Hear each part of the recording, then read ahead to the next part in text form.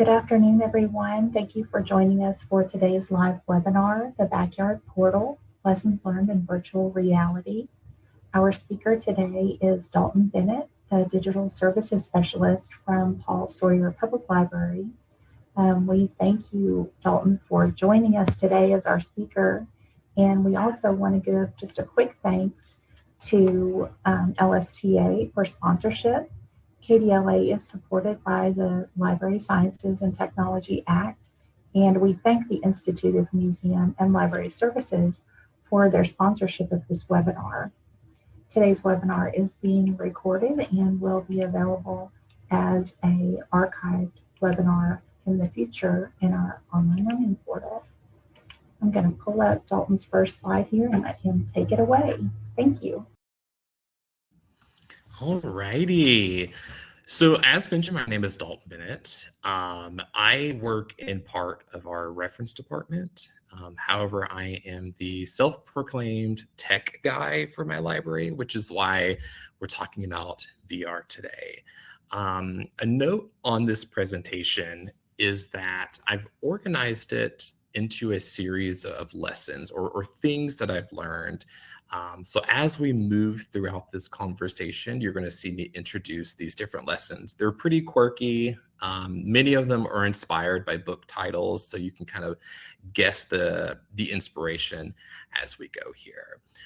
But again, we're going to have a conversation about me coming from having very little experience with virtual reality to today, where I apparently feel confident enough to share it with you all.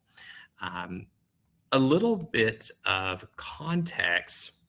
So in the fall of 2022, I was going through the interview process for this position. I went into this interview with the strategy that I was just going to sell it on confidence. I was confident in myself and my skills, and no matter what they threw at me, I would be prepared to respond. However, what I wasn't prepared for was when I was asked about my experience with virtual reality. I did not have any inclination that this job would have anything to do with VR. But a supervisor of mine was interested in beginning to implement VR into our adult services program. So it would be the job of whoever got this position to begin implementing it. A joke that I like to say is that in that moment, I thought to myself and told myself that I love VR and that I love all letters of the alphabet. So what would make this any different? But the point I'm getting at is that I knew nothing. I maybe had a headset on at one point in time for a handful of minutes. As you'll learn here shortly, VR may not be super accessible. It can be relatively expensive. So naturally, I just didn't have a lot of experience. However, they saw through my confidence and I got the job. However, in January of 2023, when I started, I had several challenges in front of me. Not only was I needing to learn a new position, a new library, a new community, but I was also having to learn a whole new technology and figure out how I was going to implement it, especially to an adult patron population that I was not familiar with. So that's going to lead us into our first lesson, which I've titled 50 Shades of Reality. Step one in sort of my figuring it out process was just to research. Oftentimes when I teach computer classes, I always start off with a series of definitions. I want to make sure that we have a foundational understanding of what it is that we're talking about. So I knew that I needed to learn more about what VR was, what its limitations were, before I started figuring out how I was going to implement it in a library setting. One of the initial terms that I came across was one called extended reality. This is often abbreviated with the letters X and R, but essentially extended reality is an umbrella term for all the different types of reality technology that sort of blend the physical and virtual world. Now, within this umbrella, there are three main branches, or at least three that we're going to talk about today. And of course, one being virtual reality, or simply VR. But we're also going to briefly talk about two others, and that being augmented reality and mixed reality. The reason why I'm plugging this is because after today's conversation, if you feel like virtual reality is just without of reach for your organization, whether it be because of budgeting concerns, skill level, support, whatever, much like what we learned, you may realize that you already have the tools and the resources to begin implementing one of these other types of realities. So let's take a look at each of these individually. Beginning with augmented reality, which is often abbreviated with the letters A and R. In its most simplest of definition, augmented reality is technology that overlays digital information onto real-world environments. It often requires a mobile device of some sort that has a camera attached to it and some sort of augmented reality software. Now, in the example that I'm going to give you, I encourage you to play with this and see if it might be something that your library is interested in doing. I will note that this example was 100% free. I did not pay a dime to create or to offer it, nor did our patrons have to pay anything in order to participate naturally. In the fall of 2023, so 2023 was my research and experimental year. We didn't launch VR until the beginning of 2024. But in the fall of 23, we actually offered an augmented reality experience before we ever considered VR. This was a great opportunity to test the waters to see how our patrons would react to this type of technology. In my research, I came across a free mobile app called Halo AR. What I loved about this app, despite it being relatively easy to use, was that it was free to create from my perspective, but it was also free for our patrons to download and interact with. It also, at the time, I've not used this since, so I can't speak for now, but at the time, it didn't even require our patrons to create an account. They just simply downloaded the app and scan a QR code to get access to the scavenger hunt, and that was it. To give a little context about our scavenger hunt, I love all things spooky, and with it being the fall time, I thought to create a sort of ghost-themed scavenger hunt. Augmented reality to me gives off ghost vibes with things just sort of appearing out of nowhere. So we created a scavenger hunt called Haunting in the Library. And in this, I selected a series of historical ghosts from Kentucky. And we had this storyline that they sort of inhabited our library. And it's up to our patrons to not only locate them, but to learn more about them so that way we can send them back to where they came from. In this picture here, you will see a couple things. On the wall, you will see a poster that has like a stereotypical ghost.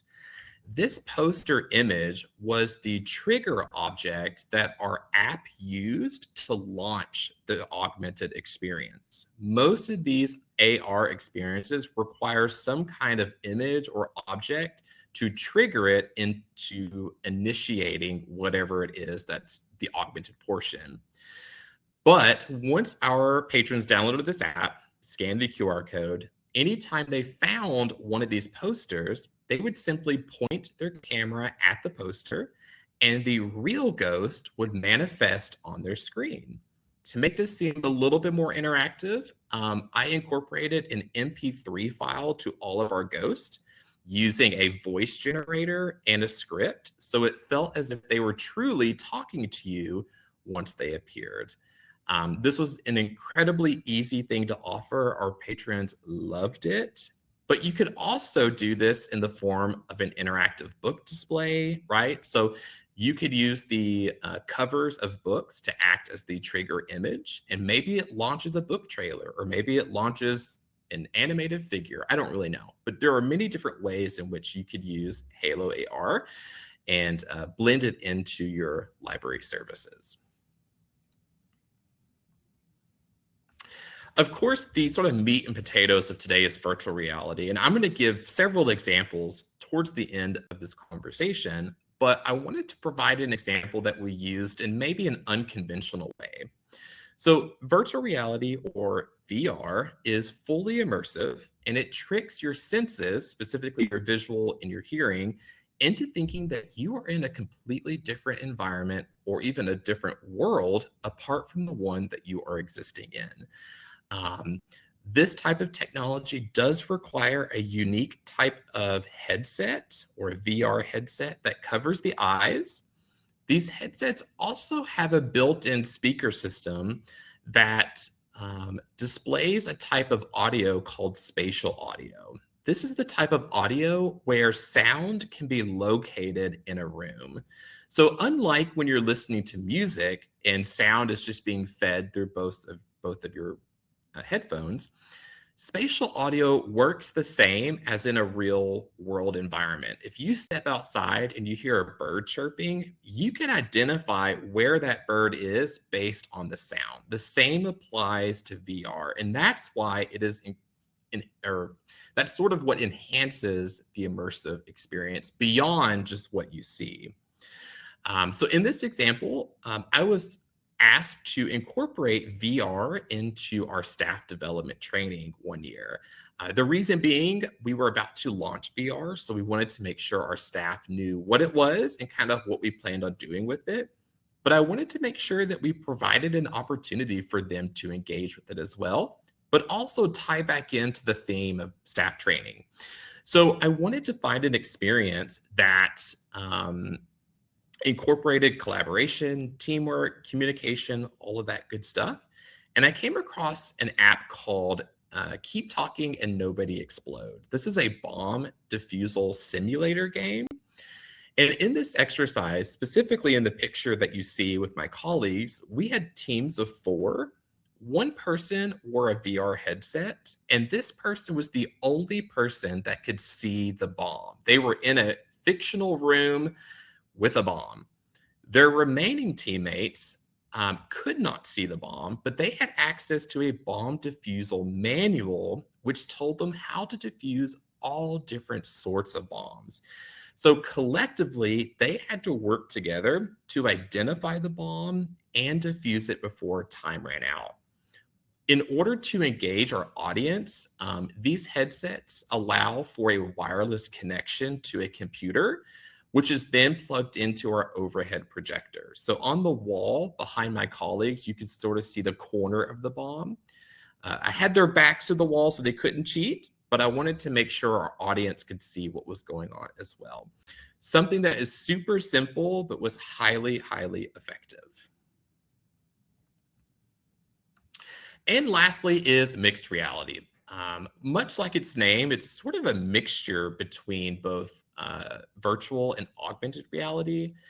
In this, it brings together those real world elements and digital elements similar to augmented reality. However, the difference is you can interact with and manipulate both those physical and virtual elements within your environment, depending on the premise of the experience that you're doing. One of the most recent examples, this might not be the best example, but we offered this back in April, and it's an experience called Chess Club. It's essentially a chess simulator, but you can essentially play chess wherever you are. So in the picture to the right, I'm sitting at my desk.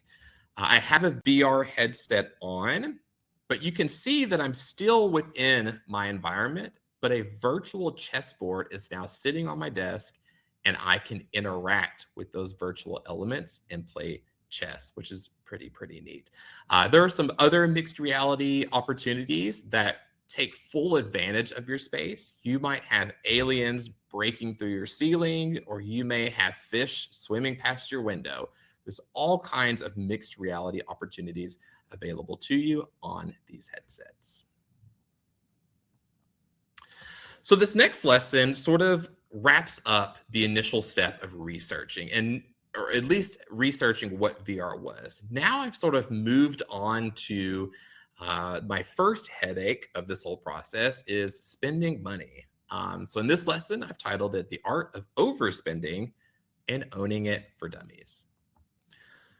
What I learned is that I initially spent money that perhaps I could have saved. Again, me being slightly naive and completely unaware of really what I was doing, I was purchasing experiences that I felt like my target audience would want. And I wanted to make something clear. Based on the marketing that I saw for these headsets, the target audience is sort of anywhere from a teenager to maybe somebody in their 30s. And that's who I felt like our audience was going to be. Now, again, I'm in adult services, so technically it would be 18 to 30. Not that that's a bad thing, but that's what I planned for. What ended up happening was my sort of cult following became 50, 55, 60. I even have somebody in their 80s who comes and does VR routinely. That was an incredible discovery. But looking back on this budget, I had not planned for it. So, looking at these expenses, I divided up into 4 categories. Naturally, we need a headset. We are going to need room to purchase these experiences. There were some accessories that I am going to share with you that I feel like were vital for the environment that we're offering these in. So as a public library, we're offering these to members of the public. And then a miscellaneous category, which might seem like common sense, but we use this category in a sort of non-traditional way that I think may be of some benefit to you as well. So we opted to go with a brand called Meta. If you have heard of Facebook, if you've heard of Mark Zuckerberg, you have heard of Meta. They are one of the leading consumer models for VR headsets. Keep in mind, there are some other opportunities as well. Some may require an additional gaming console to go with it. So I believe PlayStation has a VR headset. But in that situation, you would likely need both the headset and the console, which could mean more money.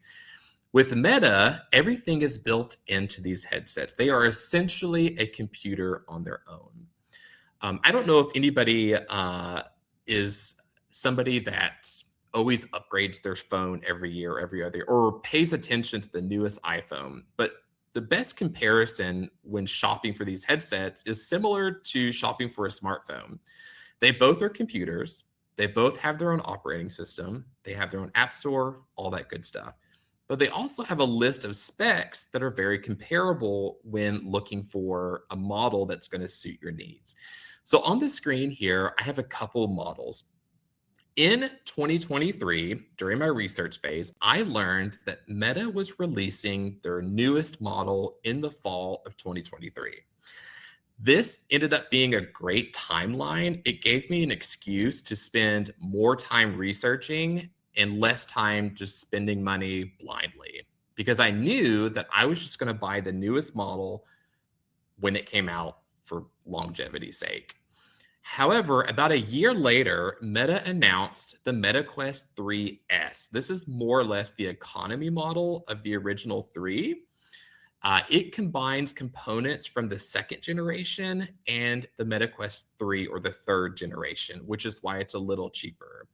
If I'm being honest, had the 3S been available at the time, I likely would have gone with it, not only to save money, but the MetaQuest 3, specifically the amount of internal storage it has, is way more than we will likely ever need. Now, that's obviously something I learned in hindsight.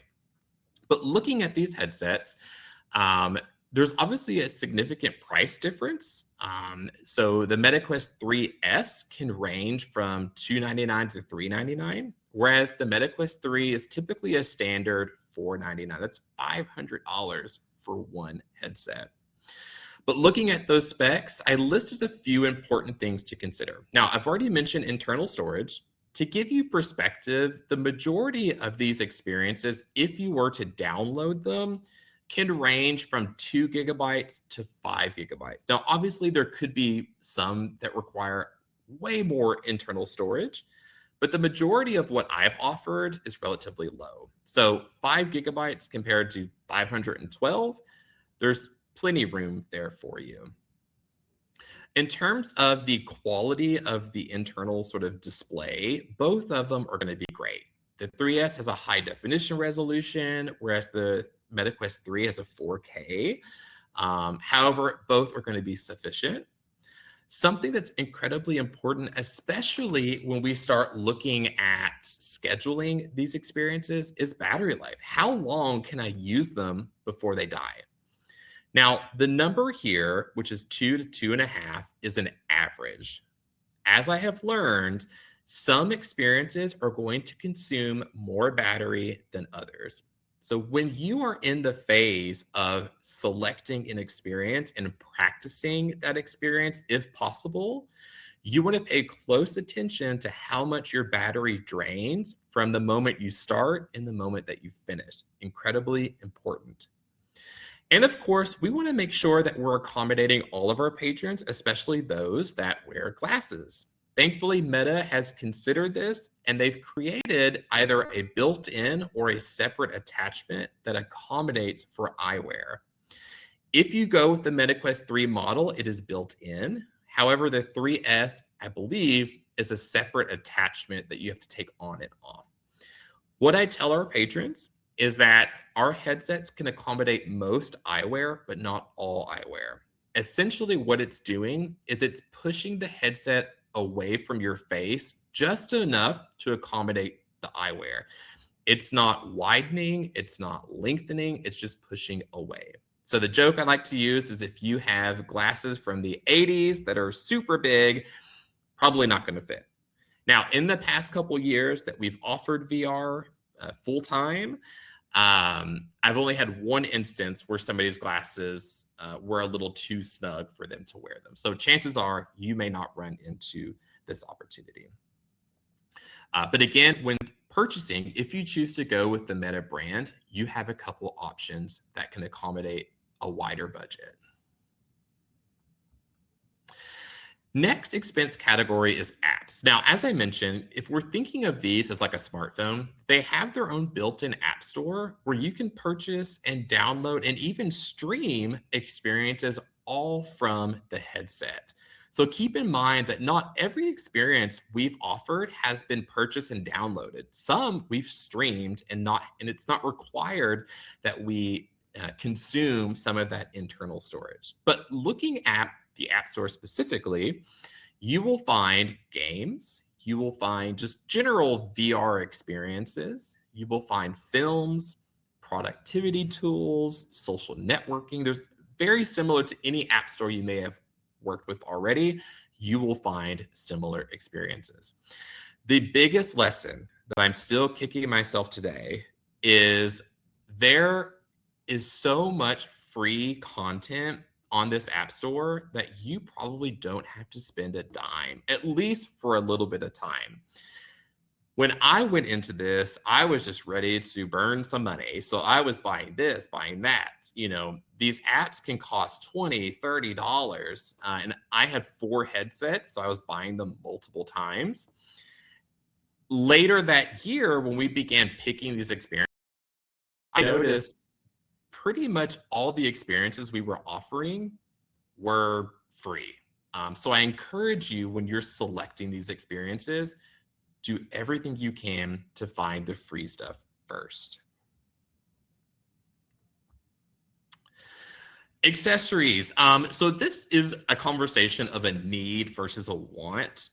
Some of this stuff you don't necessarily need, but again, because of the environment that we're offering them in and how intimate of that this technology can be, I want to make sure we have some things in place that just sort of make sense, especially when it comes down to being sanitary. I use the term intimate because this headset is touching your face and it's touching a lot of people's faces.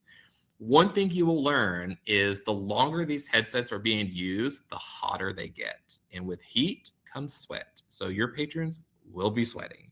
And while that's incredibly gross, it's just the nature of VR. So I want to make sure I have some things in place to help combat that.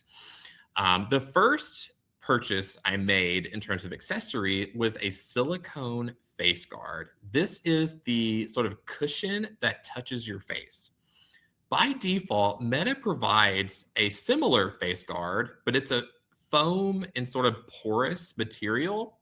The idea is that it's breathable, which is necessary. However, I'm thinking not only is it breathable, but it's probably also absorbing crud as well.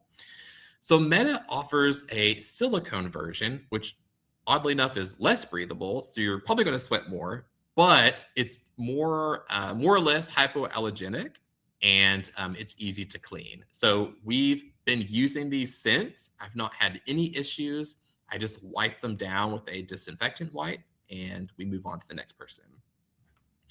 The next accessory is something called an elite strap. This is the strap or the headgear that holds the headset onto your head.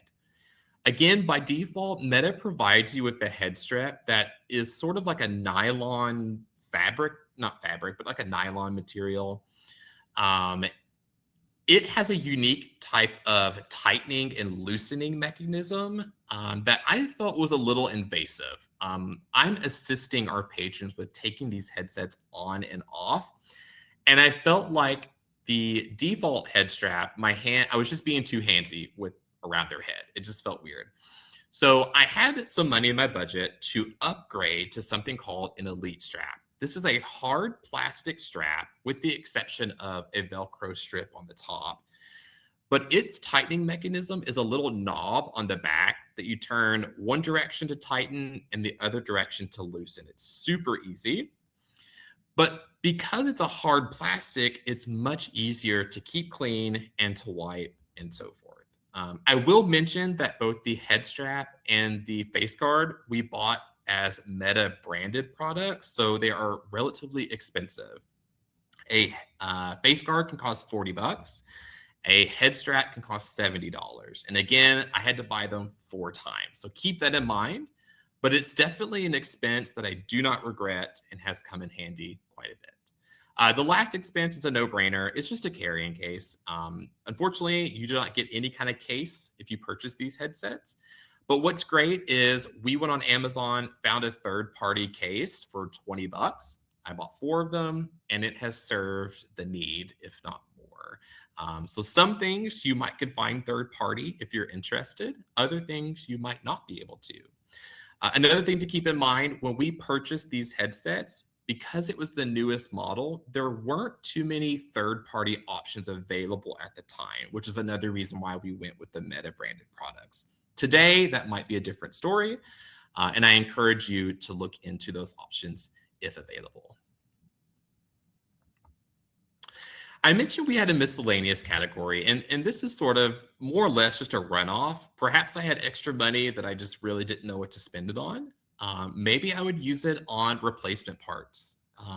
Maybe I would use it on batteries. What drives me crazy the most is that this really expensive piece of technology comes with controllers that require AA batteries. I feel like we live in an age where that shouldn't be the case, but it does. So making sure that I have room for AA batteries.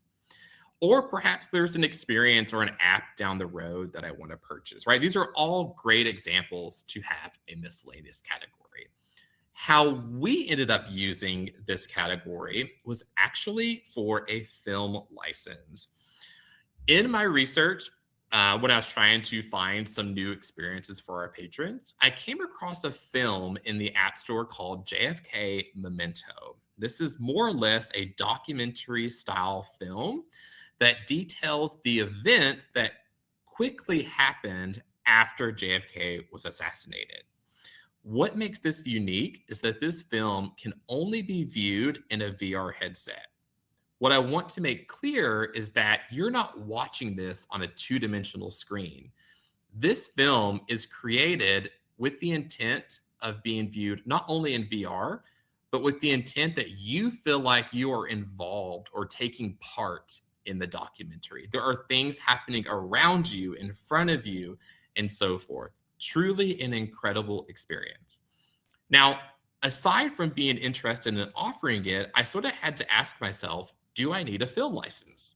Typically, when we offer a film of any sort, there's usually a license involved.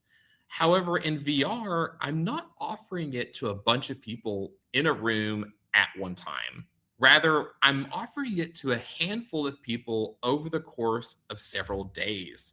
So, does that need a license? I did some digging and I found the company, which their name is Targo, that creates these films. And as all librarians do, I sent an email and I explained that, hey, we're a small rural library in Kentucky. You are in Paris, France. What can we do in regards to a film license? Do we need one? If so, how much are we talking? If not, great. We chatted back and forth, and it was a funny conversation because they're typically having film license conversations with larger corporate companies. So I'm not entirely for sure if we are the first public library to ask this question, but they really didn't know what to do with us. We wound up working out a film license that allowed us to show this film for 30 days for $300.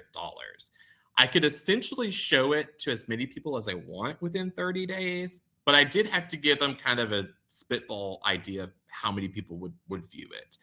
To put perspective on that, the most I've showed one of these films is up to 20, or the number of people is up to 25 people, which is a significant amount of people to show a VR film to. They have another incredible film called Surviving 9/11. If you are somebody who either was not around during the 9/11 events or never got an opportunity to witness the towers prior to this event, this experience allows you to stand on the street in front of the towers. You feel like you've stepped back in time. You get to go into the towers and all of this crazy cool stuff. And our patrons ate this one up. They loved it. Now, I am totally against gatekeeping, so I am providing you with their website if you want to look into it. I'm happy to provide you with the email contact if you're interested in offering any of these films and you want to look up a film license. But again, that cost may vary based on organization, but we paid about $300 for a 30-day license. So all of this being said, I wanted to give you sort of a bird's eye view of what this budget looks like. So I've organized our budget depending on the number of headsets you might be interested. So you'll notice the columns are divided up into the number of headsets, and our rows are divided up into those expense categories. Each block has a high end and a high end and a low end. As there are many variables when it comes to budgeting for these things. You may opt to not purchase accessories, but spend all your money on games, for example. But for as little as $500, you can start a VR program in your library. If I haven't mentioned this already, full transparency, my budget was $3,500. That is a tremendously healthy budget. I was able to purchase 4 of the MetaQuest 3 headsets. I purchased accessories 4 times. I purchased a ton of games that I kind of regret purchasing now that I know about all the free stuff. And we had that miscellaneous category, which we used for a film license. So if you want to take a picture of this or jot it down, it's a great way to sort of predict how much you might need to budget for should you be interested. And depending on the number of headsets you're interested in, might help you with that budget.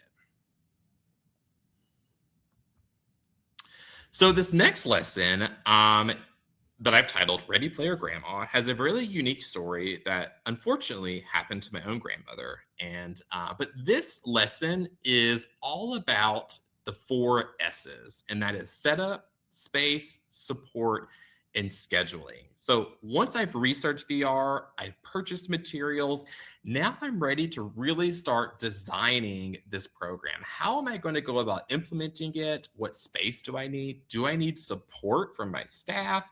And the sort of biggest trouble of them all is how am I going to go about scheduling these experiences? A couple of things I wanted to mention about setup in the event that you are not aware is if you were to purchase one of these headsets, the majority of that setup process is comparable to really any piece of technology. You create an account specifically through Meta, and a lot of that can be done through the headset. But unfortunately, there is a part of this setup process that you have to do outside of the headset, more specifically on a mobile device. It has to be a mobile device because you have to have the Meta Horizons app. This is kind of annoying. If you don't have a spare iPad or a phone available, this might limit you, but just keep that in mind. It's not that big of a deal, but it's just something that's not intuitive and you sort of just run into the issue. And if you're not prepared for it, it might be a bit of a barrier for you. Depending on the number of headsets you get, you may opt to create a Meta account for each headset. There is something called app sharing, which basically means you can download apps on one account, but share them with another headset. The idea is that you can't share with more than one headset. And this was initially what we were going to do to save money, but there were so many inconsistencies online about other people's experiences that I was concerned we would also have an experience that wound up not being what I thought it was. Thankfully, I had a budget to where I could just purchase things 4 times. So I created a Meta account for each of my headsets. But a pro tip, if you do this, work with your IT department to create email aliases. So the emails for all of our Meta accounts are all aliases for my office email. So everything gets funneled back into one email and you're not having to create all these different email accounts and keep up with them. So just a little tip. You may also name your headsets so you can best differentiate them. When you name them, it's important to also physically label them. So whether it be a label maker, because the controllers that come with the headset are not universal. If you get them mixed up, they're not going to work. So you want to make sure everything stays together. So naming them helps keep everything together. And of course, as you create this information, whether it be the email accounts, you'll create PIN codes to prevent your patrons from purchasing things or accessing things. You'll want to make sure that you're documenting all of this information. I have a Word document that contains all of this if I need to reference it, and I can always edit it if I need to. Space. What's great about virtual reality is it's relatively flexible. VR can be adaptable to really any space. I know many of our library organizations have a community space or a community room, which is probably plenty of room for you. But keep in mind that there are other smaller spaces in your library that you could also do VR in. Or maybe you're doing VR outside of your library. You've taken it on the road. You can do this as well. Generally, if you have at least a 6-foot by 6-foot space, that's usually enough. When you are starting up these experiences, you'll be asked to create an invisible boundary. This is a safety feature, so that way, if somebody is walking around in VR and they were to go past a boundary point, it will take them out of the experience, so that way they don't hurt themselves. What I like to note is I will almost always have our folks seated. Majority of these experiences can be done sitting down. Anytime somebody is standing, it just increases the risk factor for an injury, for a health concern, or whichever. So keep in mind that you can have people sitting and they can still get the same experience. If you do, pro tip, if you have an office chair that can turn 360, use them. These are a great tool for VR, especially if people can't walk around. They can at least turn in their chair and get the full experience. Support comes in a couple ways. Support can be staff, but it can also be support in the form of a document or your administration. Again, my mind is thinking in different directions, and I have to ask myself, do I need a policy? Do I need a waiver? My answer to that is probably always going to be yes. It's always great to have some kind of document to fall back on should something happen and you need to reference it. When crafting these documents, I first researched other libraries and their documents, And you'll find that the length of these documents can vary, and that's probably dependent on liability, insurance, all this stuff. So my advice to you is have that conversation with your administration to see what all needs to go into these documents. But a few things to consider is, how will your VR be used? Is it used passively, where patrons can check it out and use it inside the library unsupervised? Or like us, where we only offer VR during scheduled events where staff is always present? What is the minimum age? There is language in Meta's health and safety policy that speaks to the age of 13. However, we open the door to as young as 10. There is language in Meta's health and safety policy as young as 10 with parent consent. Now, I've not offered it to a 10-year-old, but the door is open should we have an experience that is designed for a 10-year-old.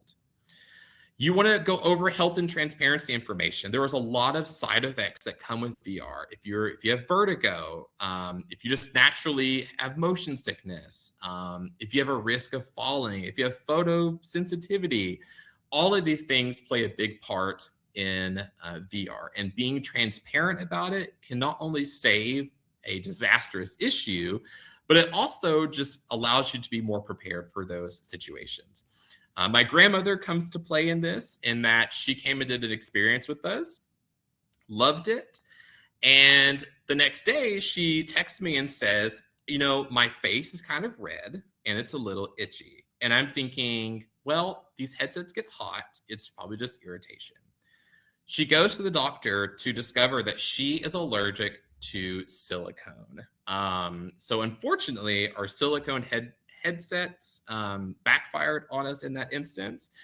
She's okay. It was very minor. And apparently that kind of allergy is relatively uncommon, but we didn't get sued, which is the best part of it all. But something to consider. There are things that you won't think of that can happen, and you want to make sure that you're including that in your policy documents. I will quickly note that our policy document is also a waiver. So on the back, there is a signature portion. Should I have a minor or somebody under the age of 18 come and participate, I want to make sure their parents are aware. Support in terms of staff. You know, can you do this alone? I like to think of sort of a ratio. How many headsets to how many staff member do you feel comfortable pursuing? So for example, my comfort zone is for every one person, such as myself, I can handle 2 headsets, so a 2-to-1 ratio. Anything beyond that gets a little chaotic. It can be overwhelming. However, you may feel that a 1-to-1 ratio is appropriate, and that's totally fine. But should you be in a situation where you have more than one headset and you need multiple staff members, it's important to have somebody trained that can take over and assist as needed. Again, you want to consider the number of headsets, how difficult is the experience. If somebody needs more handholding through the experience, that might consume a lot of my time. So I need to make sure I have somebody else available to assist other people as well. How long is the experience, right? So if you need to take a break, right, you need to make sure you can switch out with somebody and so forth. So keep in mind, support comes in the form of staff, but it also can come in the form of a document as well. Both are very critical to consider and useful to have. Scheduling is probably the biggest sort of beast of this whole conversation.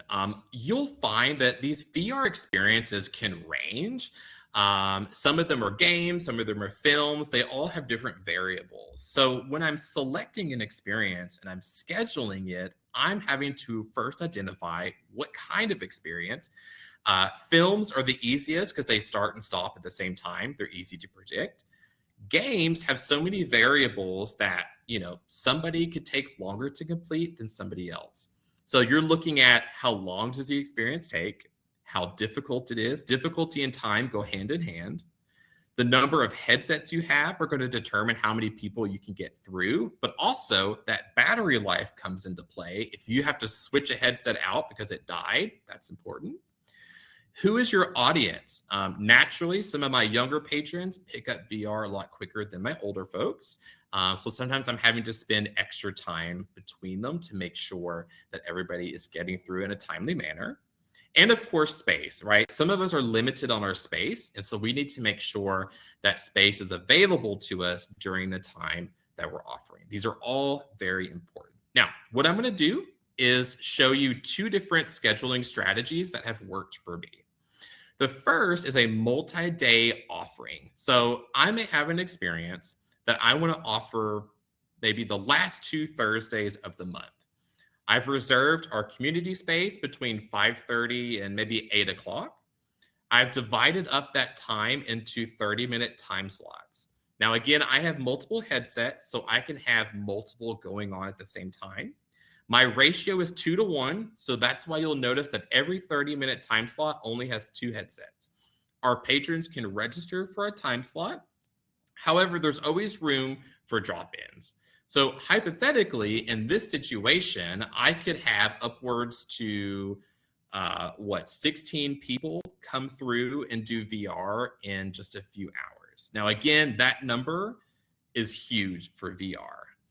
When we talk about success in numbers, you will learn that VR has sort of a sort of perimeter of what is considered successful in terms of the number of people that you offer it to. And anywhere, if I hit 20, I'm elated. That's great. But sometimes I may only hit 5. It just greatly depends. Another example, and this is actually one that I offer the most, and I want to say that both of these are reflective of my schedule. So your schedule may be in such a way that these don't work for you, but perhaps you could find inspiration in them. So this example is I offer an experience for the entire month by appointment only. We have one that we're starting in June where folks can make an appointment with me between June and July, but only on Fridays and Saturdays. This has oddly enough worked out the best, and I think it's because of the flexibility. My patrons can reach out to me, we work together on a time and a day, and we go from there. If they can't make it or they have to cancel, there's always room in the future for them to reschedule. Now, I have some boundaries. Again, I won't do more than 2 at a time. And I won't do more than 4 sessions a day. I've never hit 4 sessions, but that's just a boundary that I have for myself. So between these two strategies, this method here by appointment has worked the best. I've gotten the most people through this method, but it's also less of a headache in my opinion. This next lesson is all about routine, and I've titled it How Not to Pick a Nose, a True Story, and I'll get to that in just a second. You will find that when you're in the middle of offering VR, you're going to develop your own routine. Now, some of this is common sense, but some of this is super, super important. At least it is to me. In my routine, I have about a 9-step routine. I always start with a greeting, which is common sense again, right? And I will generally ask a couple of questions. I will say, are you excited? And have you done VR before? Those are 2 simple questions, but I can learn a lot from those questions. If they've never done VR before, then I know mentally I need to spend a little extra time going over how this works. If they are hesitant, maybe they're excited, but they're unsure, I need to make sure that I'm also spending time getting them comfortable. Again, VR can be a very intimate and potentially scary technology. So making sure our patrons are comfortable is #1 priority. From there, I will go over our policy if needed. I will go over the experience and the controls. I will assist them in putting the headset on and off. I never let them do it themselves. It's kind of awkward, but I will always help them. Once the headset is on, I will give them some additional instructions. Sometimes they have to press play for me or start something for me, as it can only be done with the headset on. So I'll guide them through that. And then from there, I'll just say, hey, I'm here in the room with you. I'm not leaving. If you need something, just say something. When completed, I will remove the headset And the most important part out of this whole routine is the debrief. I will always schedule about 5 minutes after every session to just allow them to take a moment to soak in what they've done. You will find that the majority of your folks have never done VR before. So it's mind-blowing, it's amazing, they're sweating, right? They need to take a moment. But this is the perfect opportunity to have a conversation, to get to know these people, to learn from their experience. What can I do differently? Or should we do this again in the future? There's a lot that can be sort of gathered or gleaned from the debrief portion. So I encourage you to take the time to allow them to debrief, have a conversation, and learn as much as you can.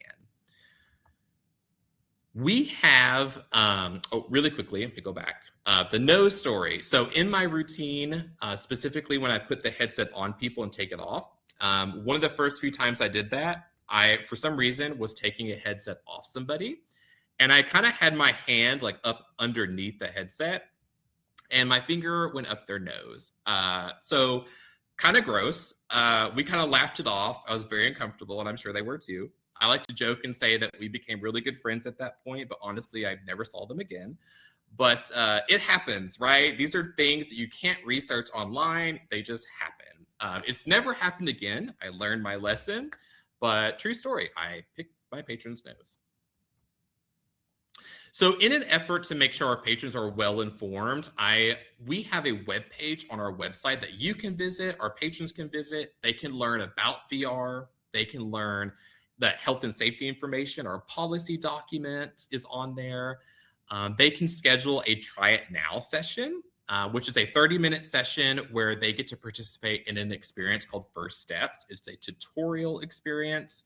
So if they are just wanting to try it out at any given time, they can schedule with me. But we also are trying to be transparent about our upcoming experiences to get them excited, to get them aware, so that way they come back. This website, I will put it in the chat here, is our library's website, but at the end it has /VR. You can also search it by going to our website and just typing VR. It'll pop up for you. Nearing the end here, I'm going to wrap this up. I believe this is maybe our last lesson here. It's titled Memoirs of a Susan. I mentioned that debrief and building connections, as this is what's going to help you retain your folks that want to come and do VR. The point isn't just to offer it and then it falls off and we never touch it again. The point is to make this an active thing, a routine thing that we can grow and share and go from there. In that debrief, there are two people that I want to share our stories of things that I learned and relationships that I built. And I have gotten permission from both of them. But I'm going to start with the gentleman on the right. His name is Garner. Garner is one of our folks that came in early 2024 when we first started offering VR. He was a drop-in, and he came in and basically said that he had heard about VR. He was skeptical. He wasn't too for sure, but he's always wanted to try it. So we got him in a headset. He did his thing, and when he finished, we did that debrief. And in that conversation, he told me two things. The first thing actually inspired the title of this presentation, and he said, "I never knew the future was in my backyard." He followed that by saying, "This changed my life." And I kind of had to ask for some clarification. That's a pretty bold statement for just doing VR. But essentially what he meant was he had been afraid of new technology. We live in a society with AI, for example, where there's all these new things that are being thrown at us and they're scary. And he had felt that way, but he sort of conquered a fear by doing VR, being successful at it. And now he feels unstoppable. He is not afraid of approaching new technology, and it's wonderful. The last story is Susan. Susan and I kind of started off on the wrong foot. Susan started coming in as a regular patron to some of my classes. However, she kind of rubbed me the wrong way. I'm sure we all have those patrons that we sort of maybe avoid, if I can say that. But that I just didn't vibe with her. Her personality, she was kind of blunt. She had a rebuttal for everything that you said. It just wasn't initially a pleasant person to be around. However, I started seeing Susan's name pop up on my appointment list, and I was like, oh, great. I'm now forced to sit one-on-one with Susan and do VR with her. But again, the importance of that routine, we started having conversations, and I got to learn more about her. I got to learn about what she's into, her experiences, how she felt about VR. And Susan started coming back to every single VR, to the point to where we had so many conversations that we were practically best friends by the end of it. Susan checks in on me all the time. She asked about my grandmother all the time. She even asked if she could be the first one to do a VR program because she wants to be my guinea pig. She truly values our work and wants us to be successful. And so she'll say, if I can be the first one, if something goes wrong, that's okay. You're not messing my experience up. And I've taken her up on that offer, and she's been a valuable asset to our VR program. I asked her if I could share our story today and a couple other times, and she was all for it. And I love Susan, but the power of VR and having conversations completely changed the trajectory of that relationship and even started new relationships. So it's something to keep in mind. This is the end of this conversation. I think we're cutting it close here, but I wanted to provide you all with a QR code that will take you to a Google Docs with a list of all the experiences we've offered so far, as well as experiences that we are about to offer or have yet to offer, but I want to. I've gone as far as providing you all notes on how this experience went, things that maybe I would change differently or do differently, how we scheduled it, and so forth. So there's plenty of information in this doc for you to review. This same QR code is on the next page, but I have my contact information. So my door is always open. If you're interested in starting VR, you don't know where to start, or you have more questions, always email me. I'm happy to do that. I'm happy to jump on a Zoom call, whatever you need, and however I can support you. I am game to do it. I don't know if we have time for questions. If we do, I'm happy to do so. Otherwise, I greatly appreciate your time. Thank you so much, Dalton. Yeah, let's, while I'm closing us out here, let's have everybody brainstorm if there's any questions that you have. I'll say for me, I thought your presentation was so engaging, and I was taking questions down as you were talking, and you continuously answered my questions. So that was wonderful. You were very thorough, and I think I know for myself, I learned so much. I had no awareness of this topic at all. So I think you made it very approachable and user-friendly, and we appreciate all of your tips on things that, worked out as well as they could have, and things that you kind of thought through in hindsight. So that was wonderful.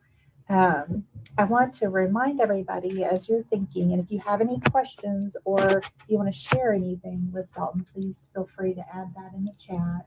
But I wanted to remind everybody that today's handout, the information that Dalton shared with us, is available under the PDFs and slides folder. You can download it here from this screen as well. There is a survey link that's also available in the Blackboard Learn course, and I'll drop that in the chat right now. It's just a very brief, just a couple questions survey about the program. We did record the session, and it will be available as an archived webinar in the future.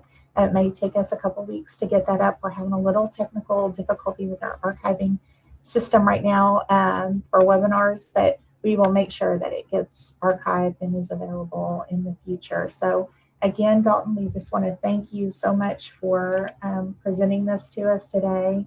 And we'd also like to thank the Institute of Museum and Library Services for their sponsorship of this webinar. Thank you. I really enjoyed it. And as I said, if anybody has any questions, I'm just an email away. I'm happy to answer.